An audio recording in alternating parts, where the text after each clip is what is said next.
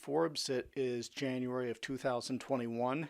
I know it's been too long a time since I produced the last one, so I was actually going to come out with one in November, but I had some technical difficulties, and then the Christmas season I got caught up in as well with work. But now I have a chance to be able to discuss what was going to be discussed back in November, which is the 55th anniversary of the 1966 Batman series. I was actually there that night that the show debuted on ABC. I was 6.5 years old, and I remember all the advertising that went on for what they called the second season. And to give you a little bit of background on that, ABC was having a pretty disastrous fall season.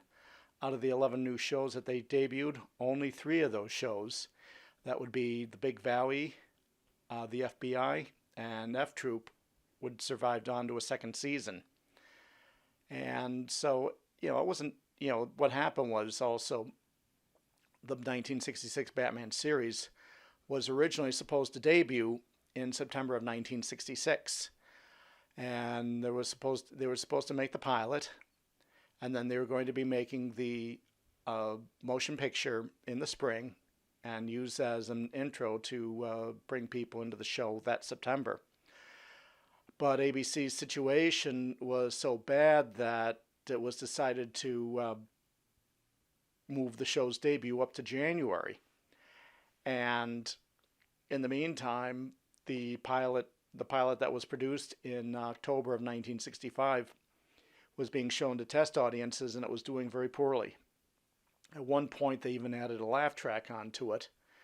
It just wasn't going well. So ABC was taking something of a gamble. That cold January night when I tuned in, I was 6.5 years old at the time. And like so many people throughout the rest of the country, I was hooked. That show made an impact on me. And that show has made an impact on me that's lasted all the way to today, literally speaking, because I'm talking to you on this video blog. And it all originated because of my interest in the 66 series. So let's talk first about the show itself. I did a riddle smack in the middle. On the surface, you can clearly say, riddle me this. Why is the plot line for the pilot of Batman like Swiss cheese? Answer, because it's full of holes. It was very clear that, the show was just kind of put together in a way.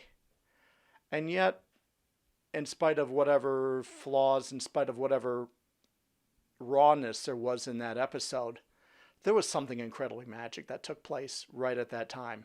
I mean, right off the bat, you had a very crazy looking set there at the Moldavian Pavilion. And then next we see Batman and Robin coming in.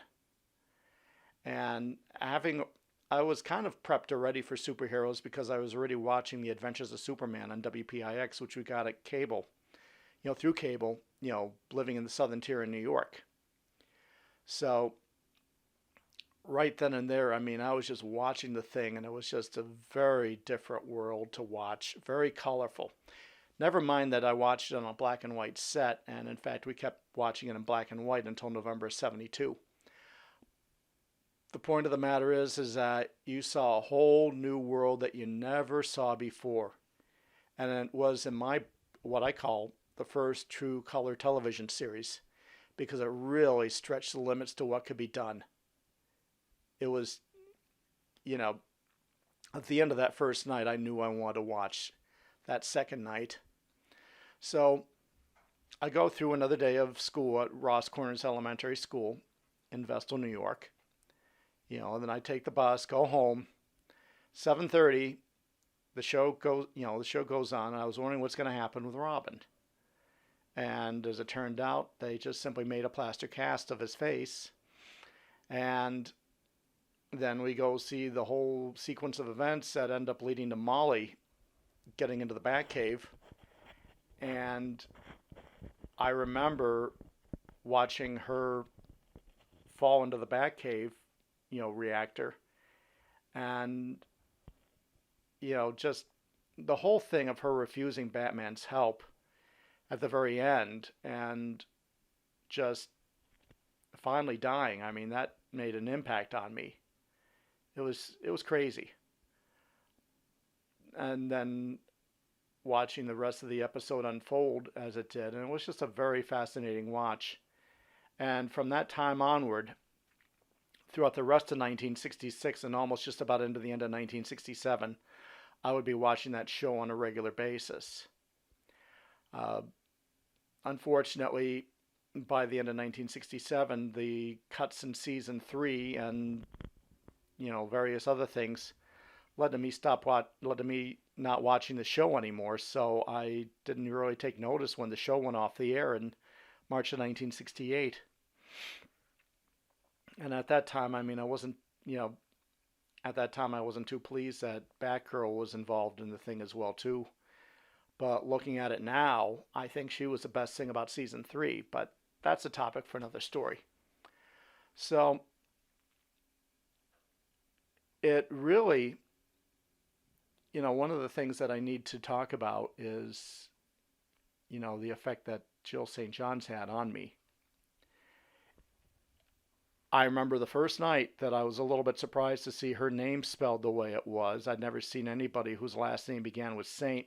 I thought it stood for street because I was I was involved with roads and traffic and other things like that.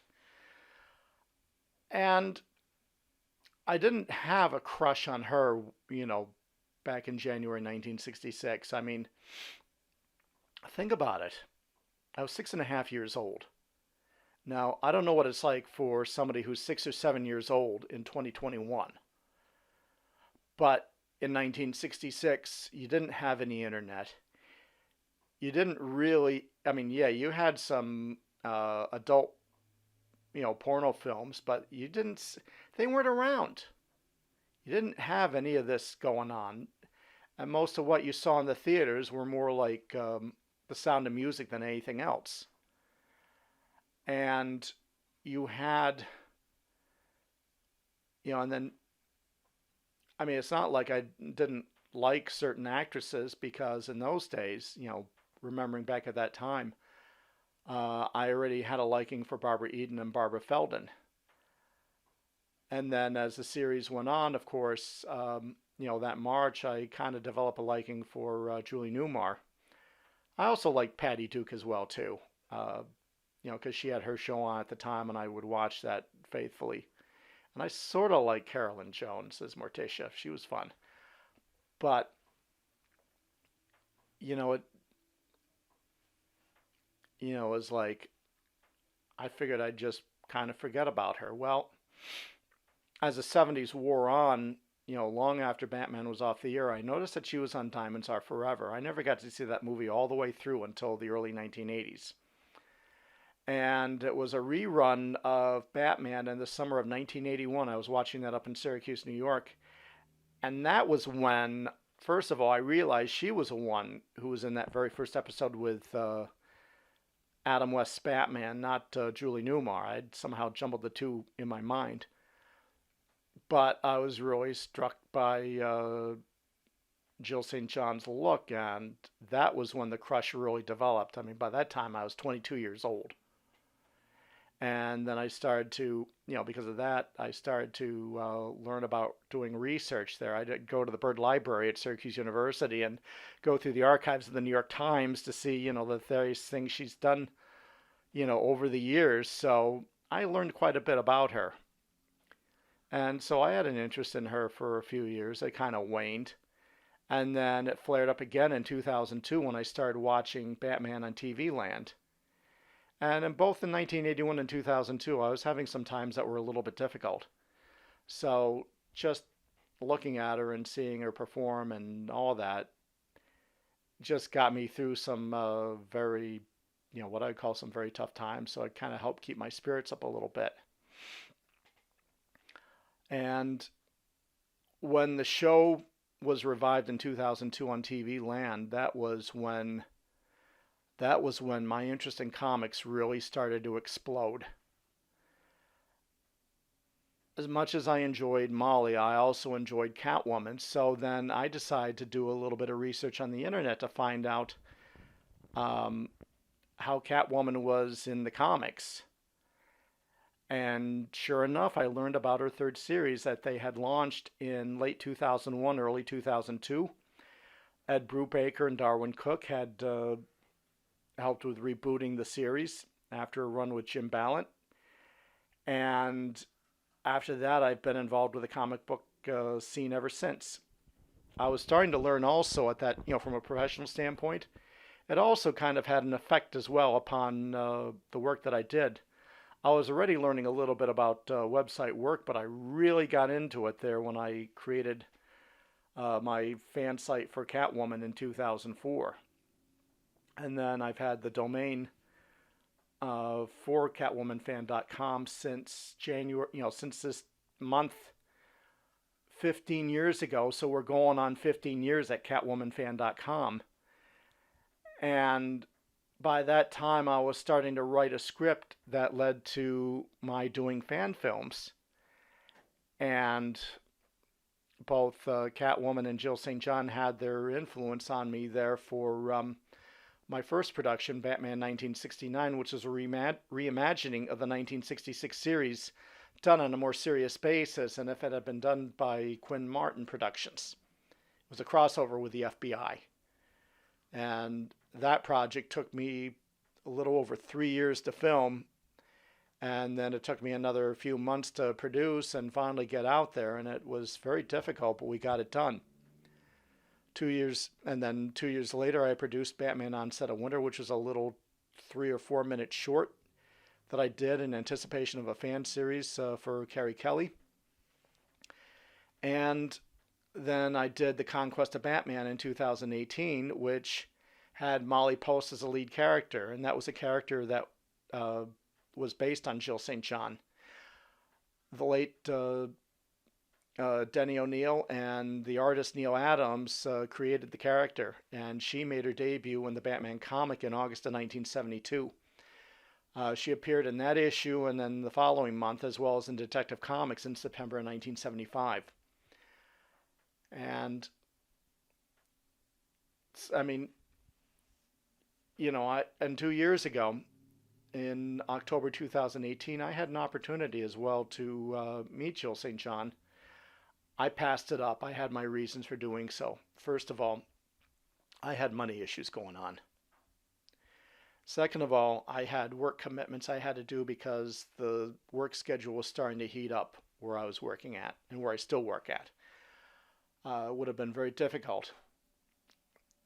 I had the Conquest of Batman basically ready except for the music. So I could not give Jill St. John a completed Blu-ray disc for her to watch. And as I would learn from people who had gone there, it appears that it probably worked out as well, because it was reported to me that Ms. St. John, I'm sure, acknowledges the importance of the episode, but that for her, she placed a greater value upon her role as Tiffany Case in Diamonds Are Forever, which I understand. That's her prerogative on that. But the thing I thought of also was I probably spared not only herself, but I spared myself as well too. From having to spend time, potentially boring her to death, maybe offending her. I don't know, but it seemed to me it would not have worked out well at all. And I think I did both of us a favor by not showing up. Just my thought. Because the thing of it is that, it's not my role to be her number one fan. That belongs to her husband, Robert Wagner. And, they've got separate lives of their own. But that said, it's very truthful to say that Jill St. John's influence on me creatively and otherwise has been considerable. And it's also safe to say as well that the influence that the 1966 Batman series has had overall has been enormous. First it was there for me as a kid, just from an imagination standpoint, but especially from 2002 onward, it's had an impact on me from a professional standpoint. Now, I don't expect to be getting employment in Hollywood or down in the film industry in New York. There's none of that. But it led me to doing film projects that resulted in project management. It led me to work with people up in Toronto, Canada, as well as in Boston. And even though, I don't watch a lot of the Batman reruns anymore, I mean, I've seen so many of them. I've had a lot of things going on and my life's busy, but I'll be very grateful. I'm very grateful as hell for what the 1966 series provided for me. So that's what I have to say about, the 1966 series.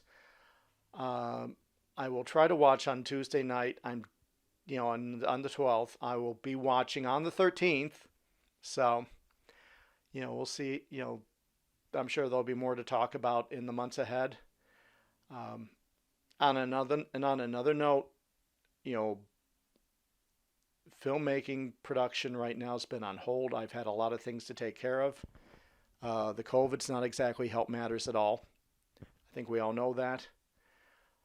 But that said, my debt has gotten reduced now to it's well under $1,000.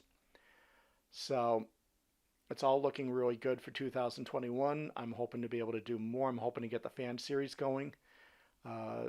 Hopefully I'll find my own Molly Post out there and or Carrie Kelly. So we'll see where that all goes. Anyway, I wish everyone a happy new year. You stay safe, and we'll catch you on the flip side. Take care.